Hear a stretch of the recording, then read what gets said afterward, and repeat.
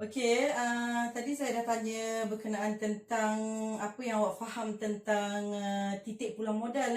So ada yang kata yang paling senang untuk kita ingat titik pulang modal ni dia balik modal. Itu word yang paling senang untuk kita ingat lah. So bila balik modal maksudnya tak ada untung, tak ada rugi. So itulah topik yang kita nak belajar pada minggu ni. Analisis titik pulang modal masih lagi di bawah topik pengeluaran untuk kos. Last time kita dah pergi kepada cara macam mana nak kira kos pengeluaran. So kesinambungan daripada topik pengeluaran untuk kos, kita akan pergi buat analisis apa yang kita dapat dalam kos pengeluaran. So sebelum kita nak pergi mengira macam mana kita nak buat analisis tentang titik pulang modal, ada beberapa istilah-istilah yang kita kena ambil balik sebelum ni. Saya dah terang dah dalam pengeluaran untuk kos, cuma saya nak pastikan awak tahu awak ingat apa istilah-istilah yang kita dah guna dalam pengeluaran untuk kos. Okey, antaranya adalah kos tetap. Namanya pun dah kos tetap, maksudnya dia tak akan berubah. Itu masuk kos tetap. So kalau kita tengok dari sudut istilah accounting, kos tetap ni adalah kos yang tidak berubah walau kuantiti yang kita hasilkan tu kosong, means tak ada. Ataupun kuantiti yang kita hasilkan tu dia semakin banyak, semakin meningkat. Itu masuk kos tetap. Kos dia tak akan berubah. Awak keluarkan kosong ke, awak keluarkan 1 ke, awak keluarkan 10 ke, awak keluarkan 1000 ke, awak keluarkan 10,000 unit pun, dia punya kos dia tetap sama. Okey, contohnya PKP ni kilang tidak beroperasi misalnya. So tak ada produk yang kita keluarkan. So tapi still lagi kena melibatkan kos tetap. Maksudnya still lagi kita kena bayar kos tetap. So kita nak tengok apa yang dikatakan kos tetap. Contohnya yang kita dah belajar 3 tu, kos bahan mentah yang awak dah buat dalam kos pengeluaran, kos bahan mentah, kos buruh. Kemudian kita ada cost overhead. Antara 3 yang utama ni, yang kita panggil dia cost tetap adalah cost overhead. Cost overhead dia tak akan berubah. Contohnya macam sewa kilang. Kita tutup sebulan, tak beroperasi kilang sepanjang PKP ni. So pemilik tetap kena bayar sewa kilang. Katakanlah sewa kilangnya RM5,000, kena bayar tiap-tiap bulan RM5,000. Ataupun insurans kilang so tetap kena bayar walaupun kita tak ada keuntungan, kita tak keluarkan produk, still lagi kena bayar insurans. Ataupun yang lain adalah susut nilai aset. Aset ataupun mesin yang kita gunakan tu disusut nilaikan masih lagi berlaku dalam nak menghasilkan sesuatu produk.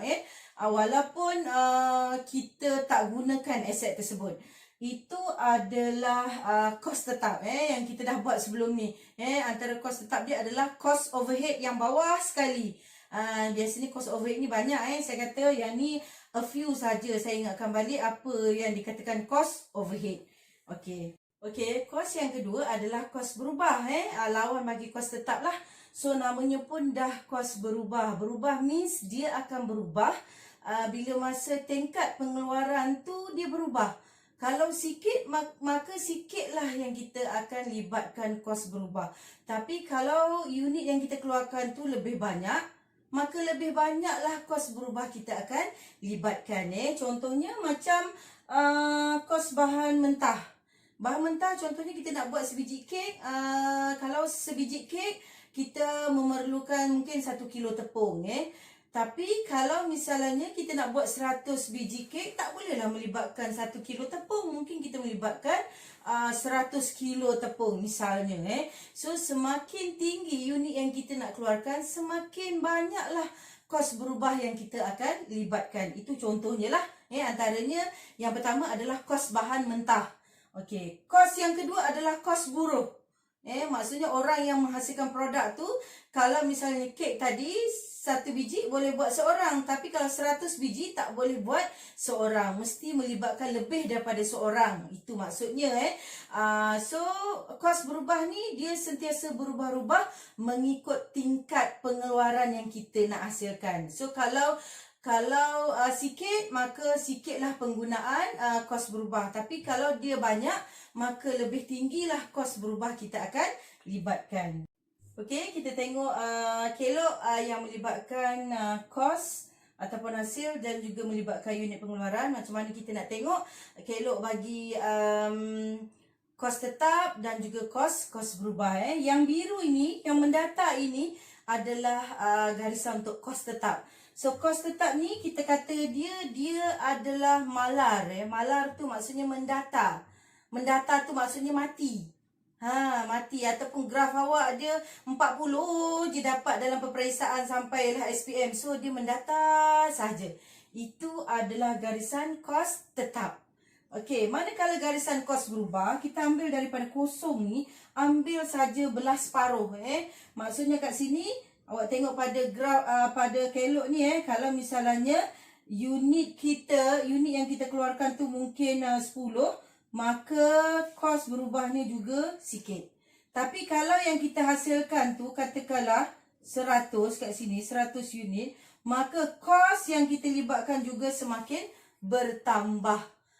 So kalau you nak ambil, nak senang ingat, ini contoh graf awak ataupun garisan. Mungkin awak tingkatan 4 dapat tak lulus, kemudian naik pula dapat 40, lepas tu setiap kali peperiksaan naik pula dapat 60, kemudian SPM dapat pula 90. So garisan tu dia menaik. Okey, itu adalah garisan kos berubah. So you kena ingat dua garisan ni, satu garisan kos tetap dia mendata saja. Okey, garisan kos berubah dia akan naik ke atas separuh daripada 90 darjah ia punya graf ni. Okey, dapat ya?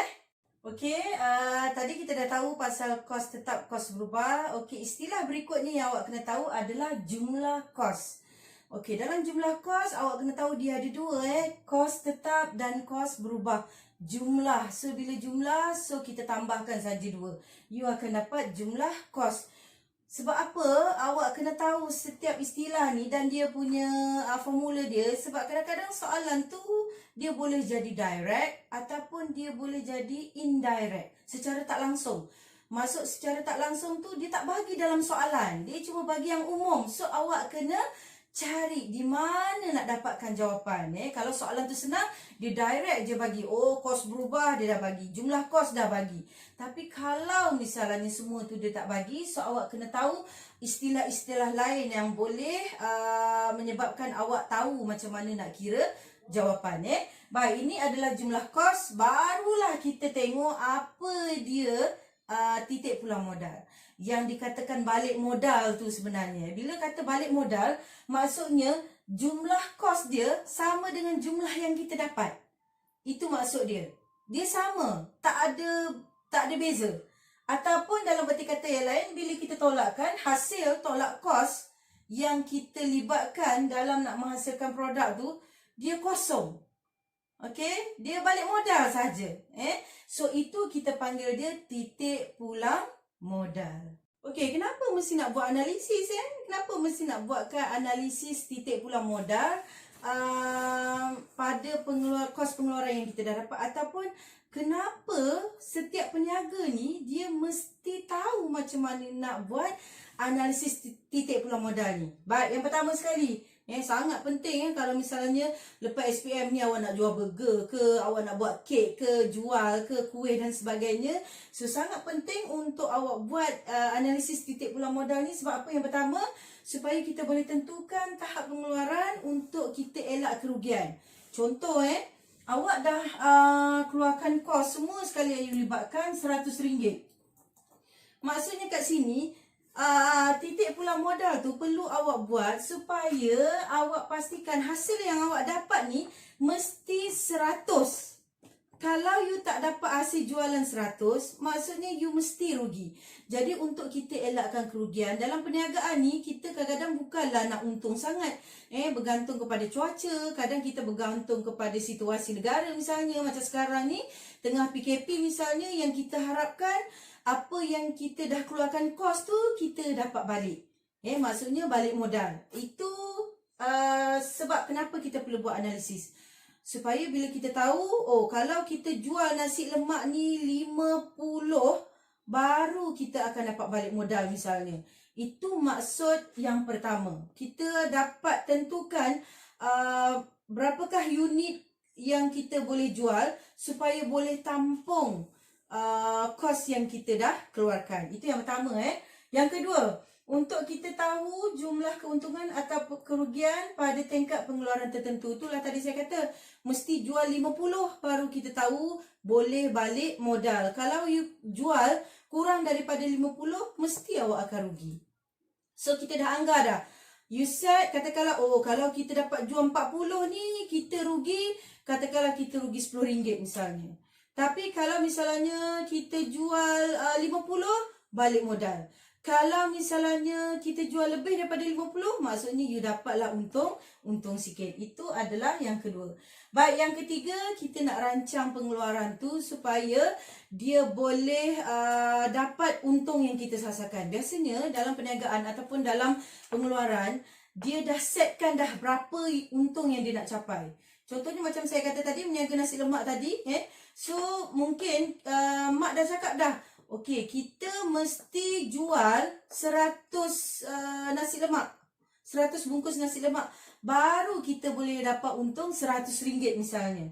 Kalau tak, kita boleh dapat untung RM20, RM30 dan sebagainya. So, mak nak kamu jual 100 bungkus. Okey? Sebab dia bawa meniaga tu bukan 100 bungkus. Mungkin dia bawa 150.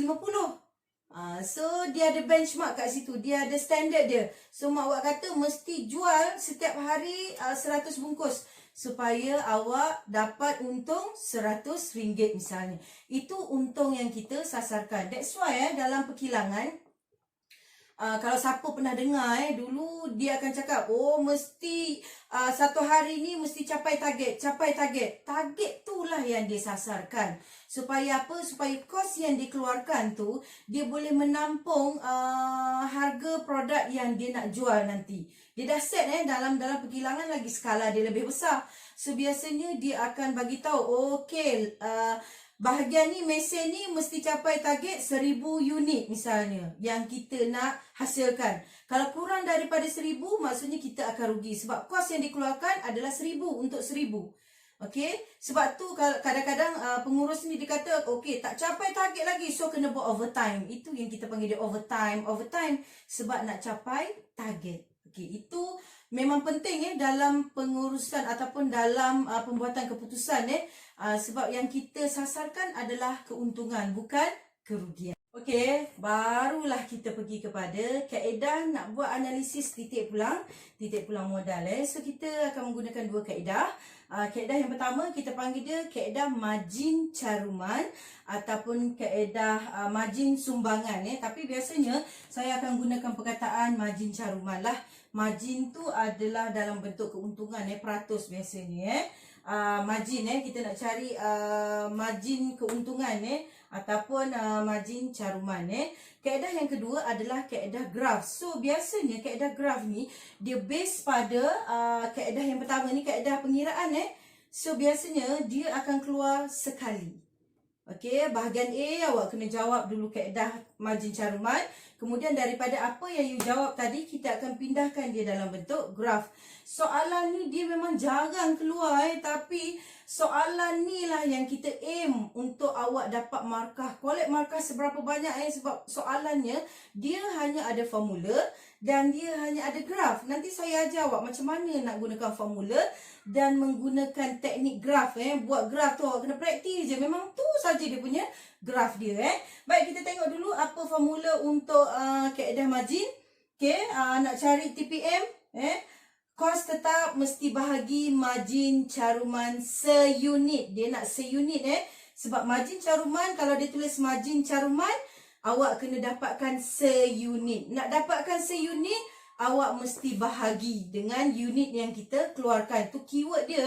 Kalau apa-apa angka yang dibagi dalam soalan analisis titik pulang modal, dia bagi dalam bentuk jumlah yang besar.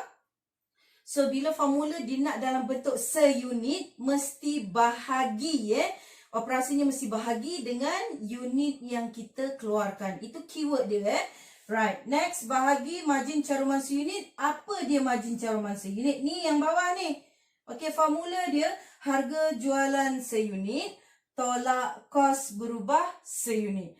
kos berubah, kalau dia bagi kos berubah saja tak boleh ambil direct awak kena jadikan dia seunit. Means awak kena bahagi dengan unit pengeluaran Harga jualan biasanya dia bagi dalam bentuk seunit Itu untuk titik pulang modal, yang ni dalam bentuk unit. Okey, yang ni jawapan kita dalam bentuk unit Untuk yang dalam bentuk ringgit, dalam bentuk RM, dia menggunakan formula yang sama dengan unit, cuma awak kena darab dengan harga jualan seunit. Harga jualan harga jualan seunit. Yang sama kos tetap bahagi MCS, cuma kena darab harga jualan seunit. So jawapan kita dalam bentuk RM kalau dia minta dalam ringgit. Kalau unit, jawapan kita dalam bentuk unit. Kena tulis UNIT tu, kena tulis unit. Sebab jawapan boleh jadi unit, boleh jadi ringgit. Tapi saya nak awak konsentrate pada unit saja. Sebab soalan biasanya dia bagi awak pilihan. Nak buat dalam bentuk unit ataupun nak buat dalam bentuk ringgit. So nak senang dalam bentuk unit lah. Tak perlu kita darabkan dengan harga jualan seunit. Okey, kita tengok kepada contoh macam mana awak nak applykan formula dia.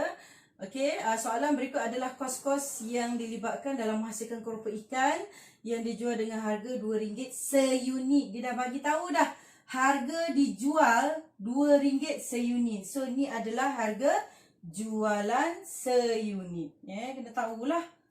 Okey, next. Dia dah bagi dalam bentuk seunit so tak perlu cari lagi. Dia bagi kos tetap RM1,500. Kos berubah RM1.20. Bila di dalam keadaan unit dia yang kecil ni, dia mesti seunit. Okay, kalau dia bagi bentuk macam kos tetap ni, nilai RM1,500, dia bukan dalam bentuk seunit. So kena jelaslah So kalau dia bagi jumlah yang besar, awak kena cari dalam bentuk seunit. Maksudnya you kena bahagikan. Tapi kalau misalnya dia dah bagi dalam bentuk seunit, tak perlu cari lagi Soalan minta awak buat ataupun awak hitung margin caruman seunit. Baik, formula untuk margin caruman seunit tadi apa? Bila soalan dalam bentuk formula, first kali dia punya teknik dia, awak mesti tulis formula dalam perkataan. Okay, so formula dia tadi apa? So nak cari margin caruman seunit sama dengan harga jualan seunit. Okay. Tolak kos berubah seunit. Ni awak sambung terus Macam saya tak muat, saya buat di bawah. Okay. Sebab kalau buat di bawah umpama macam nampak bahagi So tolak ni. Saya sebab nak buat jalan kerja di belah sana. So harga jualan seunit tolak kos berubah seunit. So kita dapatkan saja harga jualan seunit berapa? RM2. Tulis RM RM2. Dia sebab soalannya ringkas, formulanya juga mudah.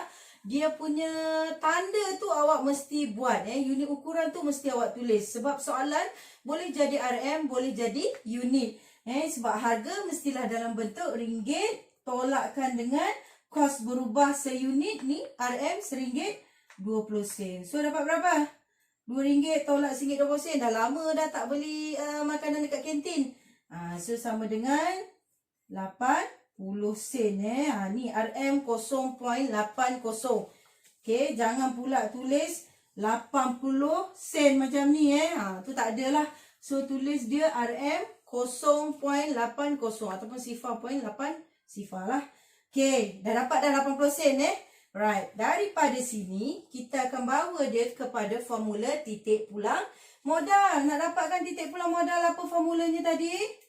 Kos tetap, ni tulis penuh kos tetap bahagi margin caruman seunit. Ni awak tulis penuh saya tulis ringkas saja sebab saya tak muat.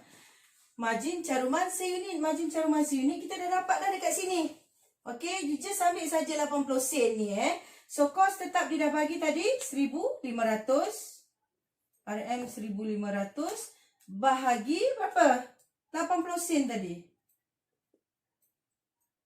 0.80. So bahagikan 1,500 bagi 80 sen. So kita dapat 1875 unit.